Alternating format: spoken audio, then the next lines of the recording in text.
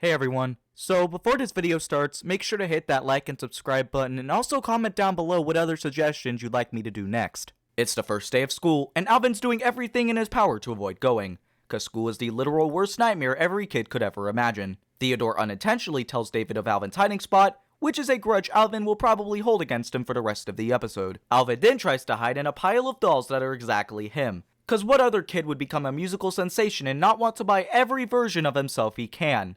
Dave says screw that and still puts Alvin in the car with his non-nuplets. 100 IQ move right there. As Dave is dropping his children off, he notices a new principal is running the school. And while any other kid would be friendly to their new principal, Alvin thinks otherwise.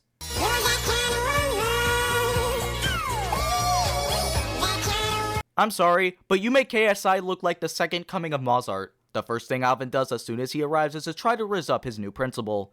And you all better prepare yourselves for the levels of cringe you're about to witness. I just wanted to say, I'm impressed by what you've done with the school. Well, thank you, but I just started today.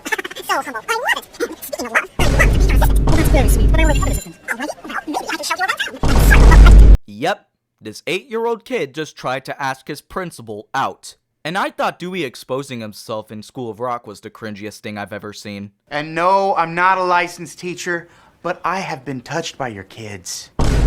And I'm pretty sure I've touched them. Class is nearly over, and Alvin is anxiously waiting for it to end. Alvin speeds over faster than the shortest film in existence, which is fresh guacamole. Like, literally, it lasts for 1 minute and 40 seconds. Alvin is about to go for a second round of seducing when Brittany stops him mid-flight.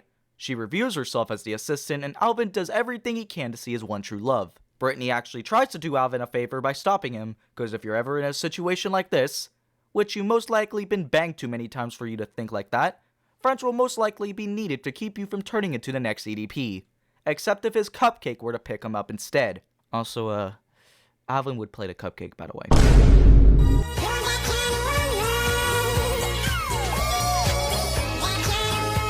If anyone needs therapy, I'll be paying. Alvin gets himself sent to the principal's office, which is every kid's second worst nightmare, but like before, Alvin thinks otherwise. He wastes hours of his principal's time with his meaningless stories before she puts the pencils in the cup and tells him to jump out a window. But not before he decides to do this. Of course. Adieu, my petit amour. Until we meet again. You know what? You've just made Thomas look like any other normal kid. And you know the stuff he's done. Over the next few days, Alvin breaks every rule in the school, cause I guess he's using the phrase, "I'll do anything for you," too seriously. The principal begins to hate Alvin, and Brittany keeps trying to do everything she can to avoid Alvin making a fool out of himself.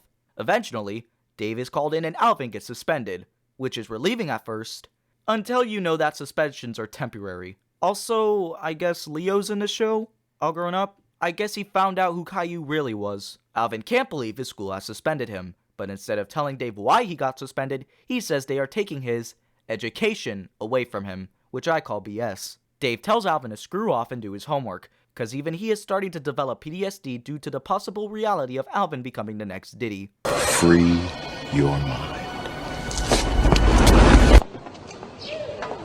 Dave is meeting up with Alvin's principal at a cafe to plan a way to erase Alvin from existence.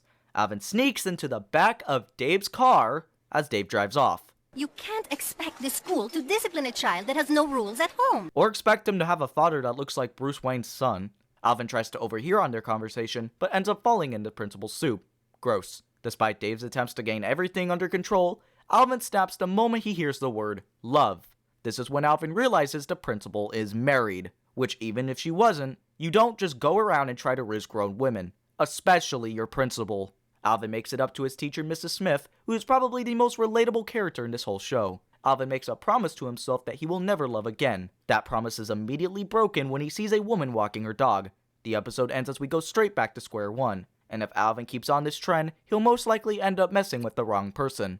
Let's summarize. Alvin first made Dave's life a living hell by refusing to go to school, but it was only then that he stopped once he saw his new principal. Instead of being friendly to her like everyone else, he chose to stalk her every move and would do anything to be in love with her. He even went as far as to sneaking into the back of Dave's car just to meet her. He got heartbroken once he realized that she was married and restarted the cycle again once he found a new woman to drive crazy. Alvin can pipe down.